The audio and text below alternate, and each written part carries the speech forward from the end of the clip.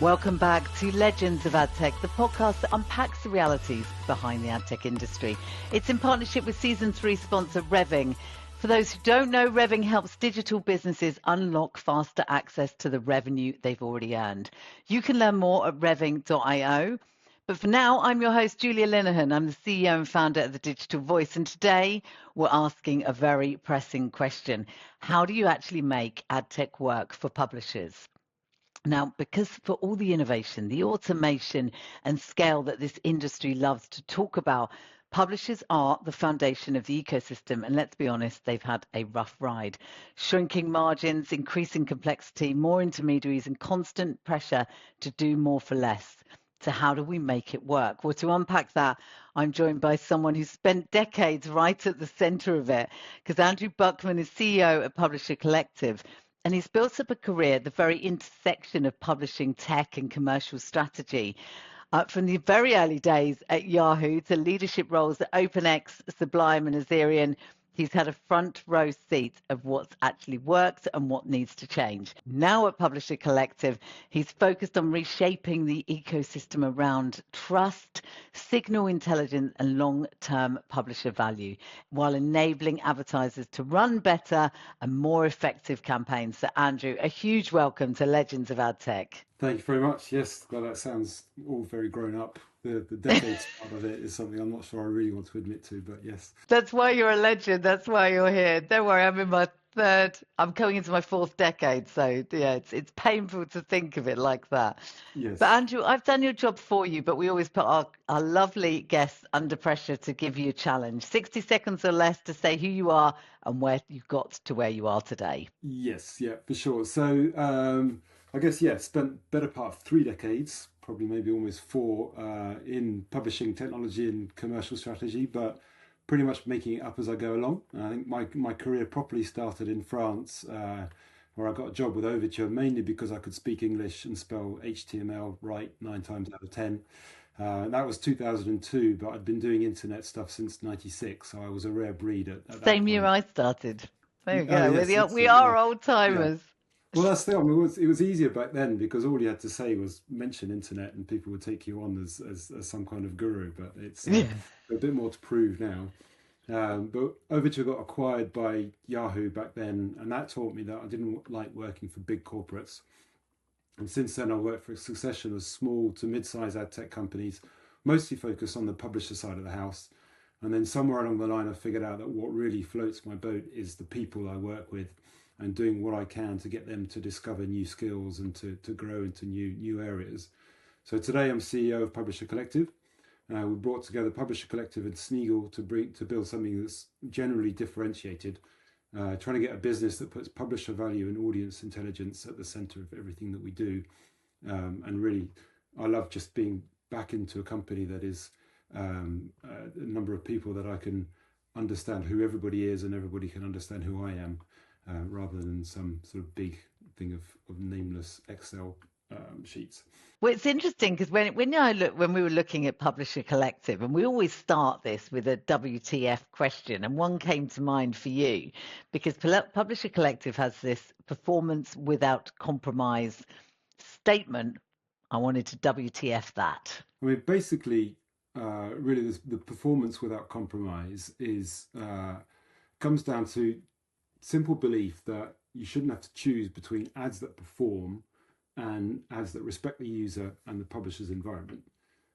Performance has been chased really at the expense of user experience and of brand safety and of publisher trust. And I'm not untarnished myself in this respect. I kind of spent some time at a company that meant that if you looked at a pair of trousers, then that pair of trousers would follow you around the internet forever. Even if you'd bought them or decided that they weren't what you wanted. But now what we've done with this performance without compromise is we've built the idea that all these different things are complementary, so user experience, brand safety, and publisher trust, and that the highest quality environments, the ones with the deepest audience understanding, deliver the best outcomes, and that's really what we're going for. I don't love it. I mean, I'm a huge ambassador for publishers. Once in the publishing world, you always have a love affair with it that lasts for the lifetime. Interesting enough, you alluded to something there. You alluded to the wild, wild west days of the internet, but you started in 1996, the same year as me. What was the aha moment that meant you went, I'm jumping in? I guess it was the newness of it and the vagueness of it and the kind of and the ties that you could actually get between people from it. So my first interaction, I think, with the internet was in 1992 at university, where I sent the first email from the uni that I was in France to my sort of home university in the UK, and it was a real palaver. But and there's such a level of excitement about this email that had been sent and then received, and then the reply that came through. And then I've always just kept that sort of bubble of excitement around what sort of links can you get between people and what can you do with this technology and how much closer that can bring. So I kind of went in when I sort of moved to France in properly in sort of in the late 90s, and got a job that basically meant that I'd be involved in doing more of this internet stuff and taking direct marketing, sort of the sort of paper-based direct marketing, and making that more electronic and more digital. Yeah, I just sort of dived straight into that. I felt that had so much potential.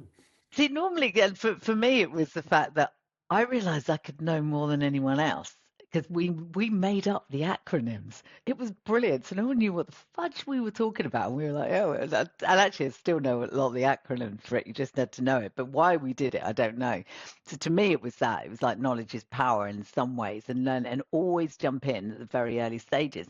And I would say, if I think about those 3 decades, I still have in my mind which is the best one, but I wanted to flip that back to you. Which was the best decade, and which decade has had the biggest change? I'll come back to best actually, but I think the biggest structural impact was probably the tens, the 2010s, on which how we kind of call that. But yeah, programmatic really started, header bidding, the duopoly, the whole supply chain was reshaped. But I think probably for me the best decade is always the one that we're in. I mean, nostalgia is great, and it makes for some really fun evenings with people that we've known for a long time, and hope for the future is often a driver. But I always believe in that it's the here and now that counts. So sort of be happy with what you do now. Sort of put everything you've got in what you do now.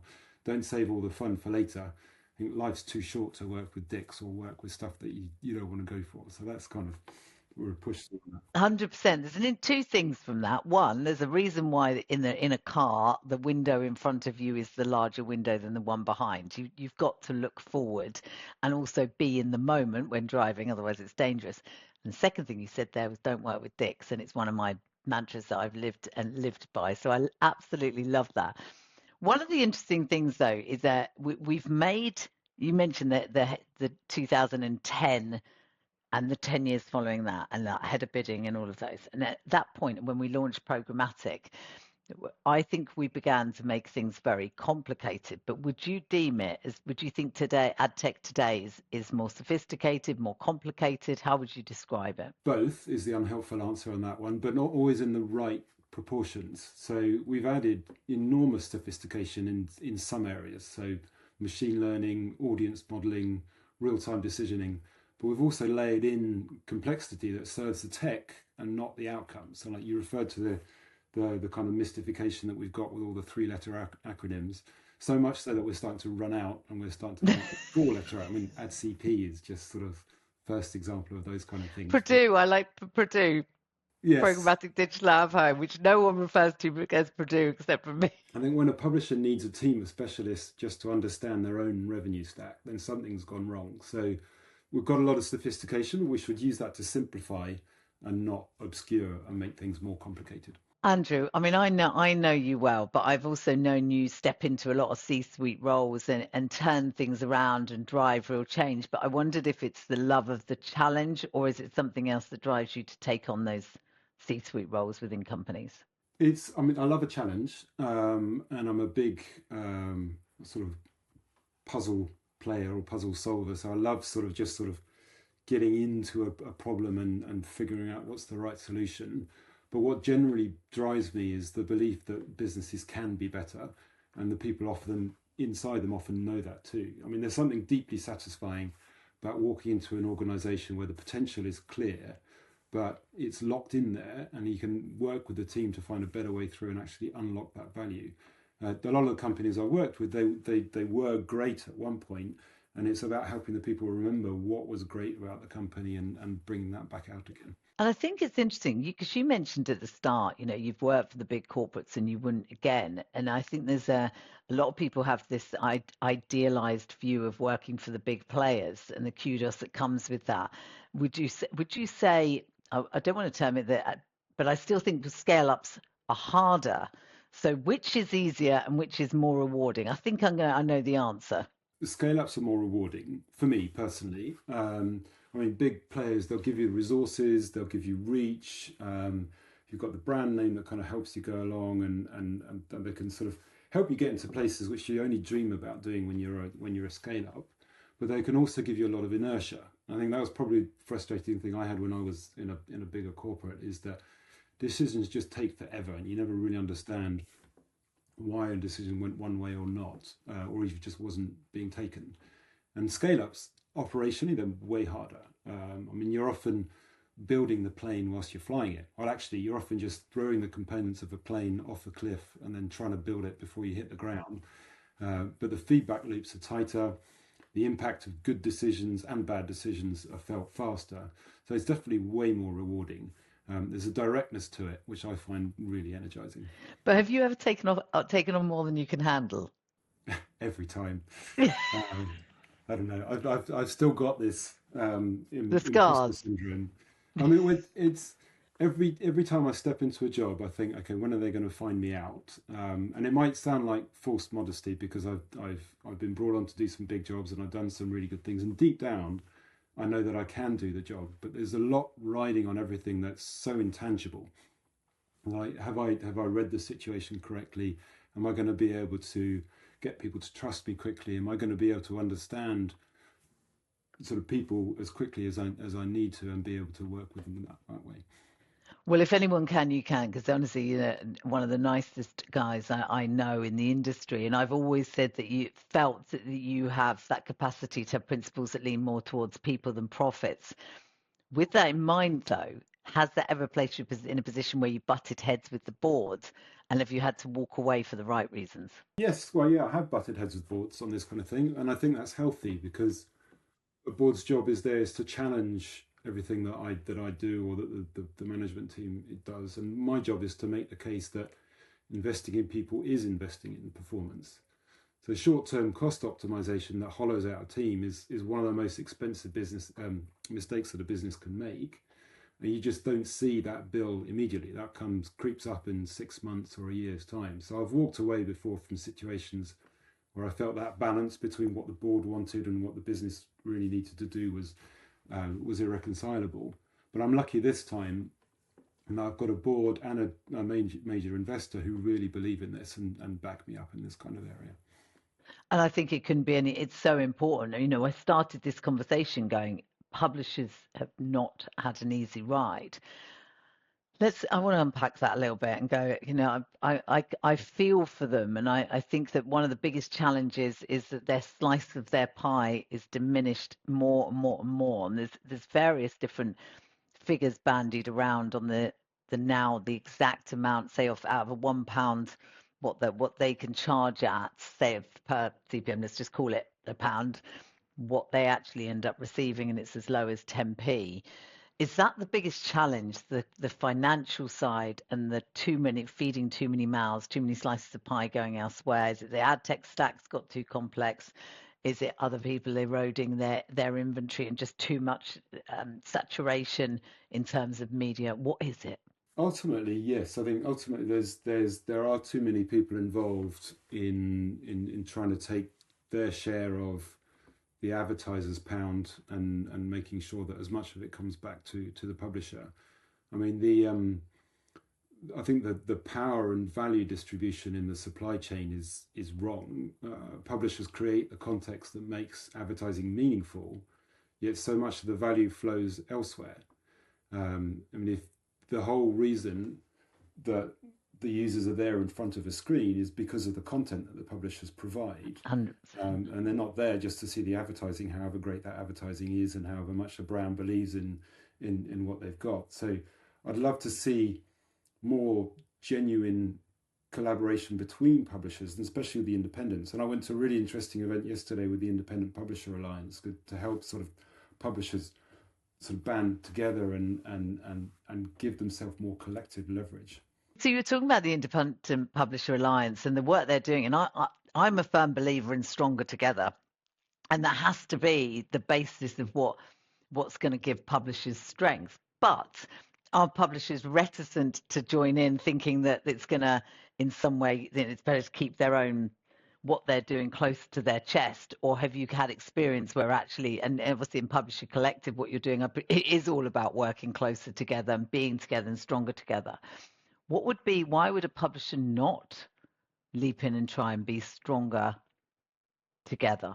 Yeah, so they're definitely not reticent about keeping what they're doing sort of close to their chest, because there's a lot of transparency about sort of things that they learned with sort of dealing with robots and bots and updating their robots.txt and sort of the different technical application and implications of different decisions they make, because most of what they do is and their value is creating the content and getting users in there, and then a lot of them are not necessarily in competition with each other about trying to take one user away from somebody else and just having it selfishly just for them. What the biggest concerns that I hear about is about sticking their head too far above the parapet and thinking, if I do this, which is going to piss off Google, then Google is just going to take me out of their search rankings, and my traffic will just die from that. And a lot of these publishers do live and die by how much referral traffic they're getting from Google and other actors in this. So that's the main issue that I see from them, and we need to help them band together to be able to have a collective position against them. So within that, so you've just started in this new role and stepped into the CEO role at Publisher Collective. So what changes do you leap into from word go? I think a lot of the changes that I've looked at are starting from internal within the company itself. So basically, looking at the signals that we extract from the publishers and that we make available for buyers to bid on. So it's really sort of getting that sort of more standardized and more readily available for the right kind of buyers. So getting closer to the outcomes and further away from the proxies. So our industry spent a lot of years optimizing for metrics that approximate value rather than the value itself. So try and really sort of help drive the publisher's revenue with value and metrics and information that advertisers are really going to value and then going to want to bid on and then transfer that value over to the publisher. Is there anything that you'd say to publishers, if there's one thing you should transform about your business, what would it be? I think what the publishers need to do is really look at the environment in which they are in and that their users are in. So by owning their audience intelligence and being disciplined about who they trust with that intelligence, with that data, the publishers who will thrive are the ones who can articulate really what makes their audience genuinely distinct, and who invest in user experience rather than treating it as a sacrifice to monetization. The ones who choose supply chain partners with aligned incentives. It's about building positions of real value and not just yield management. So understanding that sometimes having less advertising on a site is actually going to be better for the long run, and is going to improve the quality of the audience that they have. That's almost a guidance to how they not just survive but thrive. In your opinion, then, if they did that, what does the outlook look like for publishers, and are they going to be okay? It does look okay, because so if you look at a lot of publishers today, they are getting really beaten up by in terms of referrer traffic, by AI snippets and by research that's being done in LLMs and different AI agents. And there's a lot of stuff on the internet of companies decreasing traffic by 25, 50, 90% in terms of user referrals. And we're seeing that across a lot of the publishers that we work with, but we're also seeing the RPMs growing within them. So we're sort of monetizing some of the pages that they've got left better, because it's a more thoughtful way of presenting advertising and making sure that the user experience maintains, so that the users that do come are stickier. And that ultimately is a better proposition to send to the advertiser, because you know more about your audience, you know that they're going to come back to your page. What we need to do now is try and help them reverse that trend of declining traffic, and help them understand what brings those sticky audiences to them, and repeat that behavior. I think that's really fair, and I think if anyone can do it, you can. I'm going to call you now the hero for publishers. And actually, if I'm being honest, Andrew, I would always have said you were almost an unsung hero of ad tech. That's why you're on here as well as a legend. If I can as well, because I've just spotted your bike. Those that are watching this rather than listening, there's an amazing racing bike behind Andrew.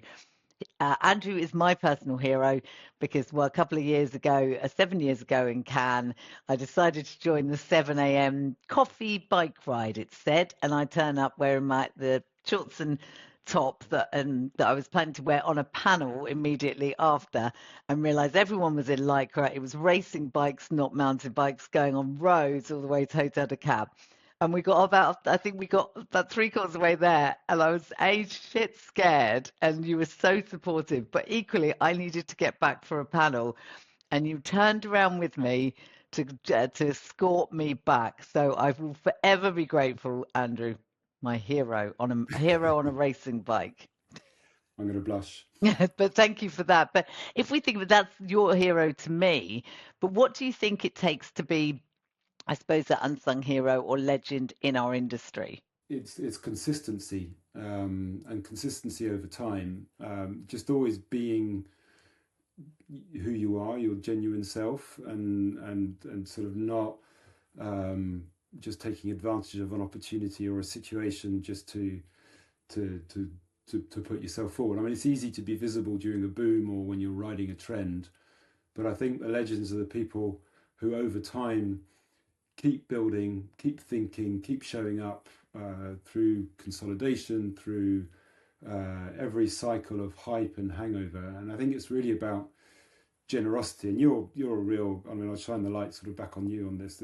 You're a real sort of beacon on this. It's like you're always taking every opportunity you can to kind of share knowledge, back people, and basically leave the industry in a better place than when you found it. And that takes energy, and it takes thought. And I think being termed a legend or whatever means that you've done this and you keep doing this because it's who you really are, and you do this because it's that drives you rather than the promotion that you get from it. I thank you for that. And actually, I feel that even more on us that have been in it for 3 decades, because if I'm being honest, it's probably my last decade going forward in it. And I think, as you said, I want to leave this industry better than I found it. And I honestly think we do. I think it's totally different, and it's been a hell of a ride. But I think we're in a good place, and I'm glad we've had a part to play in that. Final 2 parts of the show. The first part is Andrew Buckman. I want your 3 hot takes. I want you almost to think of the 3 hot takes as a how-to guide of what you think your 3 top ways publishers can grow revenues and advertisers can get better campaigns. Go. All right. So 1, invest in your first-party data infrastructure, and before you need it. So the publishers are winning today are the ones that started investing in that 3 or 4 years ago. So as with a lot of things, I think this is probably a Karate Kid reference, but the right time to do it was 3 or 4 years ago. The second right time is now. So just invest in that first-party data infrastructure. 2 is treat your UX and your user experience as a revenue strategy, not as a cost. It sounds counterintuitive, but reducing ad load is in favor of better ad environments, consistently improves yield over time. Advertisers pay more to be somewhere where users actually want to be. And 3, choose supply chain partners based on transparency and alignment, not just on what their rate cards is. It's easy to kind of chop and change between different partners, but look at where they're going long term. revenue number on a contract's not the whole picture. What data are you giving away? If something is free, then you're the cost. So how is your inventory being packaged and sold? Who ultimately benefits from a relationship? And this really matters for long-term sustainability. Wow, that's the power of 3 for publishers right there. Thank you, Andrew. That was brilliant. Now I'm going to make you do a much harder bit. It's the final part, and it is, of course, the quick fire round. Andrew Buckman, you have to answer with the first thing that comes into your head in a sentence. Are you ready? Yes, go on then. Let's do it. With nearly 3 decades in ad tech, what's one lesson you'd go back and tell your younger self? Trust your instincts on people earlier. Like, don't doubt yourself. The pattern of what makes a business work and who doesn't is apparent much faster than you really think it is. Spot on. Love that. Next one. Yahoo or OpenX? Who taught you more? OpenX, for sure. Smaller, faster, more exposed to every part of the business, even though there were a lot of ex-Yahoo colleagues at OpenX.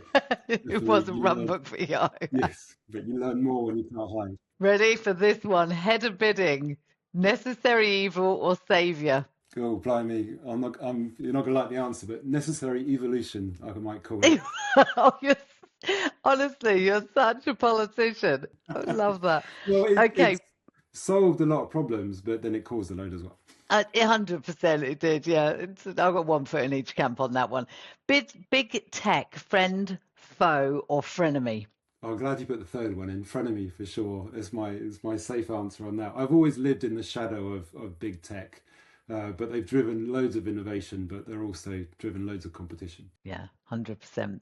We talked about the ad tech stack, but let's answer this one. In-house programmatic, smart move or false economy? For most publishers, it's a false economy. I mean, there's the hidden costs of getting the right talent in, choosing between the different techs, routinely underestimated.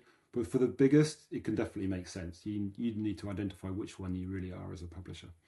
I think it's always the 3 Bs: build, buy, or borrow, and you've got to think carefully about what's right for your business on that. Worst industry trend of the last 5 years? Probably, I was going to try and answer something trite there, but I couldn't think of anything off the head. So something around so the conflation of data volume. I mean, there's so much data in terms of quantity, but not necessarily in terms of quality. So more signals does not necessarily mean better signals.